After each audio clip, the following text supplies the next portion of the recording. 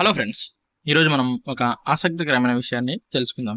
ప్రపంచంలో ఎన్ని ఖండాలు ఉన్నాయి, ప్రతి ఖండంలో ఎన్ని దేశాలు ఉన్నాయి?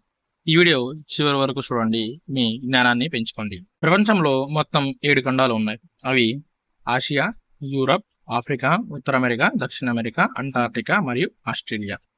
ఇప్పుడు ప్రతి ఖండంలో ఉన్న దేశాల సంఖ్య చూద్దాం. ఆసియా 48 దేశాలు, యూరప్ 50 దేశాలు, ఆఫ్రికా 54 దేశాలు, ఉత్తర అమెరికా 23 దేశాలు, దక్షిణ అమెరికా 12 దేశాలు, అంటార్క్టికా 0 దేశాలు, అంటే ఈ ఖండంలో ఏ దేశాలు లేవు, ఆస్ట్రేలియా 14 దేశాలు. మీకు తెలుసా, ప్రపంచంలో ఎక్కువ దేశాలు ఉన్న ఖండం ఆఫ్రికా అని? మొత్తం 54 దేశాలు ఆఫ్రికాలో ఉన్నాయి. అలాగే అంటార్క్టికాలో ఒక్క దేశం కూడా లేదు.